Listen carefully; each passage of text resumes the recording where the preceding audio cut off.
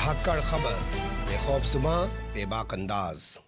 धाकड़ खबर के news room से मैं आपके साथ हूं अकरम रईस खान। कोर्ट संबंधित खबरों का ताज़ा बुलेटिन लेकर एक बार फिर से आपके सामने हाजिर हो गया हूं। आज के बुलेटिन में 8 अहम खबरें जिनसे आपको रूबरू कराने जा रहा हूं। आगे बढ़ने से पहले छोटी सी अपील है आपसे, अगर आप लोग YouTube देख रहे हैं तो हमारे चैनल को सब्सक्राइब कर सकते हैं, फेसबुक या ट्विटर देख रहे हैं तो हमें फॉलो कर सकते हैं। कुछ लोग शिकायत कर रहे हैं फ़ोन करके, मेल वगैरह लिख के कि धाकड़ खबर की खबर में आजकल वैसा मज़ा नहीं आ रहा है जिसके लिए धाकड़ खबर जाना जाता है। तो बता दें आपको कि भोंपू मीडिया का दलाल, चाटुकार और दंगाई पत्रकार तो है नहीं कि हमेशा सजे धजे बैठे रहें। स्टूडियो कैसे चलता है, तमाम चीज़ें कैसे चलती हैं, एडिटिंग कैसे होती है, कोई लेना देना किसी चीज़ से है नहीं। लिखी हुई स्क्रिप्ट मिल जाए सामने, जो सवाल जो है वो एडिटर बना के दे दे और सिर्फ चिल्ला के वो चला जाए और ये दिखाए कि उन्हें बहुत बड़ा डिबेट करा दिया, बहुत बड़ा क्रांतिकारी काम कर दिया है। यहाँ तो बहुत सारी चीज़ें खुद करनी पड़ती हैं, खंगालनी पड़ती हैं। दूसरे, एक इंसान हूँ, परिवार भी साथ होगा और भी तमाम चीज़ें साथ होंगी, वो भी इफ़ेक्ट कर सकती हैं। लेकिन भोंपू मीडिया के दलाल चाटुकार जो दंगाई पत्रकार हैं वो सिर्फ ऐसे बन के रह गए हैं जैसे शाम को टीवी सीरियल आते हैं ना टीवी चैनल्स पे, उसमें सजी धजी महिलाएं होती है, सजे धजे पुरुष नजर आते हैं। वैसे ही मरने की भी खबर देंगे तो आपको उसी साज सज्जा के साथ सजे धजे हुए अंदाज में देते हैं। अब बात को लंबा नहीं करते हैं, चलते हैं खबर के पहले हिस्से की तरफ। पहली खबर दिल्ली हाईकोर्ट से आपके सामने रख रहा हूं। आपको पता होगा लॉकडाउन 5 जिसे कहा गया, जिसको अनलॉक 1 कहा जा रहा है, उसके ऐलान के साथ दिल्ली के सीएम अरविंद केजरीवाल ने एक ऐलान किया। उन्होंने कहा कि हम अगले 7 दिनों तक के लिए दिल्ली की सीमाओं को सील कर रहे हैं ताकि दूसरे राज्यों के मरीज आकर दिल्ली के अस्पतालों में खाली पड़े हुए बेडों पर कब्जा न कर लें, अस्पतालों में भीड़ न जुटा लें, अस्पताल की जो व्यवस्था है उस पर अपना कब्जा ना जमा लें। इसलिए हम ये फैसला ले रहे हैं। इस फैसले को हाई कोर्ट में चुनौती दी गई है। हाई कोर्ट ने इस पर नोटिस जारी कर दिया है और 4 जनवरी को वो फिर से इस पूरे मामले पर सुनवाई करने जा रहा है। जो पिटिशनर हैं उनका कहना है कि मरीज जो हैं वो दिल्ली आ जा सकते हैं और उसको आधार बना के मरीजों को रोकने के लिए फैसला लिया गया। ये ठीक नहीं है, ये मानवता के खिलाफ भी है। एडवोकेट जो हैं उनका नाम है कुशाग्र कुमार, उनकी ओर से ये पिटिशन दाखिल की गई है जिस पर कोर्ट ने नोटिस जारी कर दिया है और 4 जून को इस पर वो सुनवाई करेगा। लेकिन एक बड़ा सवाल ये कि अरविंद केजरीवाल ने ये फैसला उठाया और तो इस फैसले के बाद इतना हंगामा मीडिया में क्यों मचा है? जब हरियाणा ने सड़कें खुदवा दी तब क्यों नहीं इतना हंगामा मचा? जब और जगह पे ऐसी तस्वीरें आ रही थी कि इस राज्य से उस राज्य में लोगों को नहीं घुसने दिया जाएगा, तब क्यों नहीं हंगामा मचा है? जानते हैं क्यों? क्योंकि मीडिया को जब आप देखेंगे तो वो सारा नोएडा और गाजियाबाद में रहता है, उत्तर प्रदेश के, फरीदाबाद और गुड़गांव में नहीं रहता है, इसलिए वहाँ पे हंगामा कम मचाता है वो, इसलिए यहाँ पे ज़्यादा हंगामा मचाता है क्योंकि यहाँ से उसके पत्रकारों को भी आना जाना पड़ता है। और दूसरी सबसे बड़ी चीज़, दिल्ली में कौन सा बीजेपी की सरकार है? यूपी में तो बीजेपी की है, हरियाणा में बीजेपी की है, उनके खिलाफ कैसे बोल पाएगा? यहाँ केजरीवाल की सरकार है। खैर, तो इसको नज़र में रखिए। अब देखेंगे इसमें कल क्या होगा, आपके सामने लाने की कोशिश करेंगे। अगली खबर का रुख कर लेते हैं। दलित भी अब किसी दलित की जमीन बिना अनुमति के यानी कि बिना इजाजत के नहीं खरीद सकता है। बता दें आपको, ग्रामीण क्षेत्रों के अंदर जो दलितों को पट्टे दिए जाते हैं यानी कि एससी समाज को जो पट्टे दिए जाते हैं, ग्राम सभा जो पट्टे उनको आवंटित करती हैं। अभी तक हम लोग ये सुनते आए थे, मैं जानता नहीं था, सुनते आए थे कि दलित समाज को मिले हुए पट्टे दलित समाज का कोई भी व्यक्ति दूसरा खरीद सकता है। लेकिन अब इलाहाबाद हाईकोर्ट ने साफ कर दिया है कि वो भी नहीं खरीद सकता है, उसको बाकायदा अनुमति लेनी पड़ेगी, उसको इजाज़त लेनी पड़ेगी।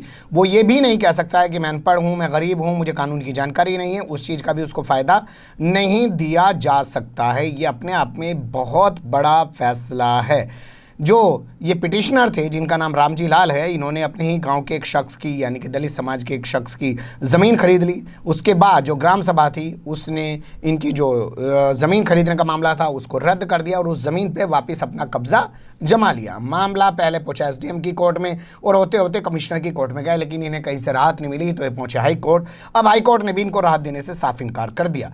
जस्टिस अंजनी कुमार मिश्रा की बेंच ने कहा कि पढ़े ही रामजी लाल जो है वो एससी समाज से आते हों, दलित हों, लेकिन फिर भी हम उनकी पिटीशन को रद्द करते हैं। ज़मीन पर उनका भले ही कब्जा हो, उनका कहना है ग्राम सभा ज़मीन अपने पास वापस ले चुकी है लेकिन कब्जा अभी भी मेरा है ज़मीन पे, हम उनके हक में फ़ैसला नहीं सुना सकते हैं।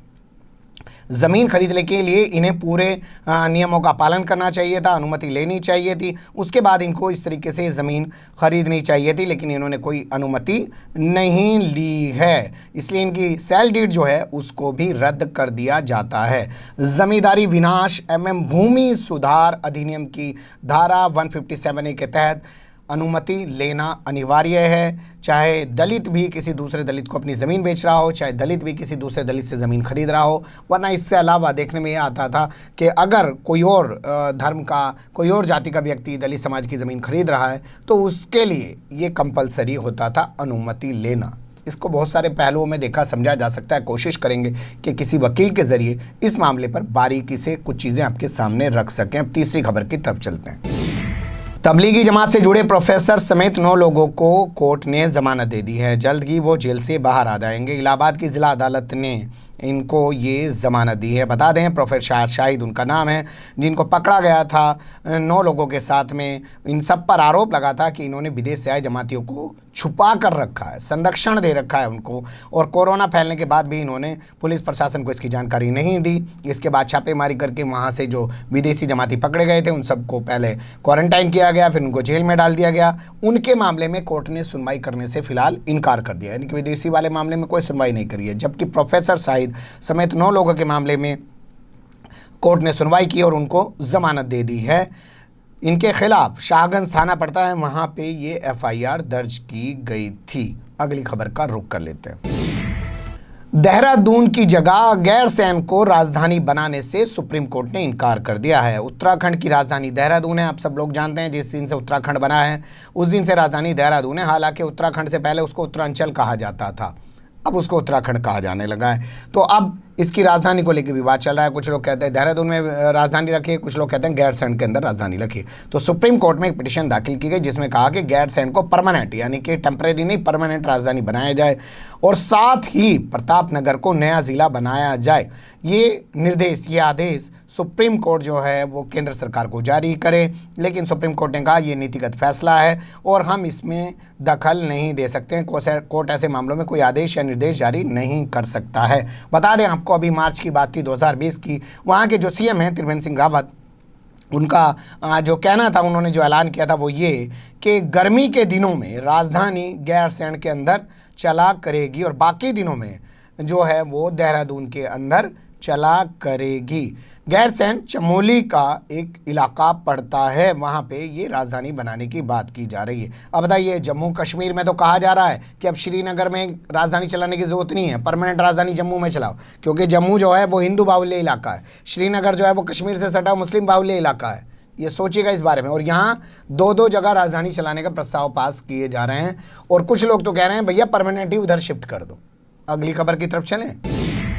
कोरोना इफेक्ट का फायदा हो गया है। जेसिका लाल के हत्यारे और दोषी करार दिए गए मनोज शर्मा को उसे जेल से रिहा कर दिया गया है। तमाम भोपू मीडिया का दलाल, चाटुकार, दंगाई पत्रकार खबर को इस अंदाज में दिखा रहे हैं कि 17 बरस तक उस आदमी ने जेल में बिताए। पिछले 1 साल से वो ओपन जेल में रह रहा था। ओपन जेल को भी समझ लीजिए, दिन में बाहर रहते हैं, रात को अंदर कर दिए जाते हैं। ओपन जेल का मतलब ये होता है। तो अब उसको उसके अच्छे व्यवहार के चलते हुए जेल से रिहा कर दिया गया है और इस पर जेसिका लाल का जो परिवार है वो भी कोई ऐतराज़ नहीं कर रहा है। ऐसे अधिकार, जबकि सच ये है कि कोरोना के चलते 23 मार्च को जो सुप्रीम कोर्ट ने आदेश जारी किया था उसमें कहा था कि लोगों को जेल से छोड़ा जाए, कोरोना के चलते जेल से भीड़ कम की जाए। उसी के चलते ये सिद्धार्थ वशिष्ठ उर्फ मनोज शर्मा पिछले काफ़ी समय से लगा हुआ था। एसआरबी के सामने इसका ये मामला गया, जिसको हम कह सकते हैं सजा समीक्षा बोर्ड के सामने इसका मामला कई बार गया।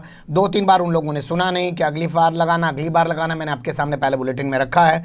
जस्टिस हिमा कोहली जो है इसका सुपरविजन कर रही हैं। उन्होंने कहा अगली बार रखना, अगली मीटिंग में रखना, लेकिन आखिरकार बाद में इसको हरी झंडी दे दी गई और उसको भेज दिया गया एलजी अनिल बैजल के पास। अब भैया अनिल बैजल क्यों मना कर दे? अनिल बैजल ने भी अनुमति दे दी। अब इनको बाहर निकाल दिया गया। इनके साथ ही 17 ऐसे लोग हैं जिनकी सज़ा जो है वो बाकी है, लेकिन वक्त से पहले उनको भी रिहा कर दिया जाएगा। इस तरीके की खबर आ रही है। लेकिन सवाल ये कि जब इसको रिहा किया जा सकता है तो जामिया की उस गर्भवती छात्रा को, जिसका नाम सफूरा जरगर है, और दूसरी छात्रा जिसका नाम गुलफिशा है, और इसके अलावा मीरान हैदर को, आसिफ इकबाल को, इन तमाम लोगों को ज़मानत पे क्यों नहीं रिहा किया जा रहा है? क्या ये सोचने विचारने लायक विषय नहीं है? क्योंकि उन पर तो कोई हत्या का आरोप भी नहीं है, और यहाँ तो एक जघन्य हत्या का आरोप था कि शराब देने से मना की तो अमीरजादे ने उड़ा दिया, मर्डर कर दिया। अगली खबर का रुख कर लेते हैं।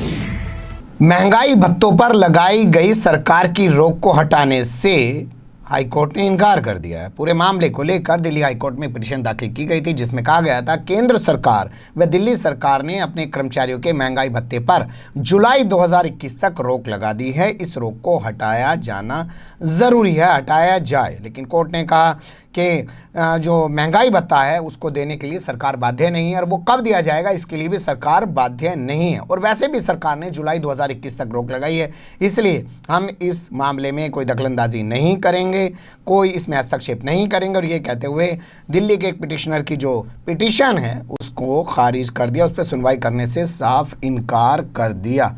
अगली खबर का रुख कर लेते हैं। पेटीएम के आरोपों से नाराज कम्युनिकेशन कंपनियां हाई कोर्ट पहुंच गई हैं, और उन्होंने पेटीएम के खिलाफ एक केस वहां पे दायर किया है, जिस पर हाई कोर्ट ने केंद्र सरकार को और ट्राई जानते हैं ना, पूरी टेलीकॉम इंडस्ट्री जो है, चाहे वो मोबाइल वाले हों, चाहे वो टीवी वाले हों, सब कुछ उनके ऊपर एक सुपरविज़न करने के लिए बनी हुई है।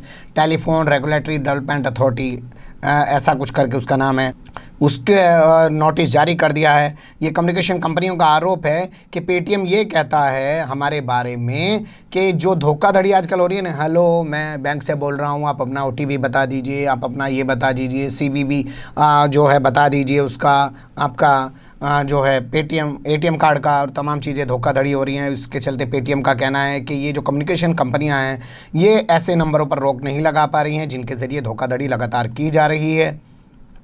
उस आरोप से दुखी होकर ये कंपनियां पहुंच गई पेटीएम के खिलाफ हाई कोर्ट। अब देखते हैं पेटीएम इसमें क्या करेगा, ट्राई क्या करेगा, और सरकार क्या करेगी, और ये कंपनियां किस तरीके से अपनी बात को रख पाएंगी। क्या ये कहेंगी कि हमें तो मतलब नहीं है जी, हमारे से तो कोई नंबर ले ले, हम तो वहीं तक वेरीफाई करेंगे, और उसके बाद वो किसी की मर्डर की सुपारी देने लग जाए, उसको फ़ोन करके किसी के अपहरण की बात करने लग जाए, तो उससे हमें क्या लेना देना है। काफ़ी दिलचस्प मामला होने जा रहा है, अभी नज़र बनाए रखेगा। हम लोग भी कोशिश करेंगे आपके सामने अगली अपडेट इसकी लाएँ। अगली खबर का रुख कर लेते हैं। बिना जानकारी के पत्नी का फ़ोन टेप करना निजता के अधिकार का उल्लंघन है साहब। ये कोई हल्की फुल्की जगह से खबर नहीं आ रही है साहब। पंजाब और हरियाणा का एक ही हाईकोर्ट है, जिसे चंडीगढ़ हाईकोर्ट के नाम से जाना है। वहाँ के जस्टिस हैं अरुण मोंगा। उनकी बेंच के सामने मामला पहुंचा तो उन्होंने टिप्पणी की। मामला क्यों कर है वो थोड़ा था आप समझ लो। बताया जा रहा है कि पंचकुला में रहने वाले 2 IT प्रोफेशनल है, मतलब पति भी IT प्रोफेशनल है, पत्नी भी IT प्रोफेशनल है। 2012 में दोनों की शादी हुई और नवंबर 2019 से दोनों अलग रह रहे। 4 साल की बेटी है। महिला का आरोप है कि उसका पति बेटी का इलाज कराने के बहाने उसको ले गया, और तब के बाद से वो अपनी बेटी से नहीं मिल पा रही है। कोर्ट उसको उसकी बेटी दिलवाए, यानी कि वो अपनी बेटी की कस्टडी चाहती है, अपने पास उसको रखना चाहती है। इस बात को लेकर उसने यहाँ पिटीशन दाखिल करी, लेकिन पति पहुंच गया साहब कॉल रिकॉर्डिंग लेकर, और कहा ये देखो जी, मेरी पत्नी तो चरित्रहीन है जी, पता नहीं किससे बात कर रही थी जी, या तुम सुन लो। कोर्ट ने कहा इसे साइड में धर और बात कर बालक वाली। तो इस तरीके से कोर्ट ने कहा कि बगैर पत्नी की जानकारी के आपने जो फ़ोन टेप किया है वो निजता के अधिकार का उल्लंघन है। ज़बरदस्त टिप्पणी है भाई साहब। सबूत भी नहीं बना सकता इब्जा, ना घरवाली बना सकती ना घरवाला बना सकता एक दूसरों के खिलाफ। लेकिन इब्जा क्या होता, चुपचाप फ़ोन में लगा देते थे और बाद में सुन लेते किससे कैसे बात कर रही, किससे कैसे बात कर रहा। तो ये मामला आया है, इससे आपको होशियार रहने की ज़रूरत है, क्योंकि नज़ीर बनते हैं हाई कोर्ट से आए हुए मामले। पत्नी का या पति का फ़ोन टैप करना, और वो भी बगैर उसको जानकारी दिए, ये एक निजता के अधिकार का उल्लंघन है। जानते हैं ना निजता का अधिकार का उल्लंघन। आरोप लग रहे हैं आरोग्य ऐप के ज़रिए निजता के अधिकार के उल्लंघन करते हुए डाटा को लिया जा रहा है। और डाटा जो है, अब तो खबर ये भी आई थी पीछे कि भीम ऐप जो है उसके ज़रिए भी जो डाटा है वो भी चोरी हो जा रहा है। बने रहेगा धाकड़ खबर के साथ। फिलहाल कमेंट्स के रूप में आप लोग अपनी राय दे सकते हैं, खबरों को लाइक कर सकते हैं, चैनल को सब्सक्राइब कर सकते हैं और ज़्यादा से ज़्यादा हमारी खबरों को शेयर कर सकते हैं। फिर ऐसे ही किसी सुलगते हुए या उलझते मुद्दे लेकर मैं आपके सामने हूँगा हाजिर। फिलहाल अभी मुझे नहीं इजाज़त।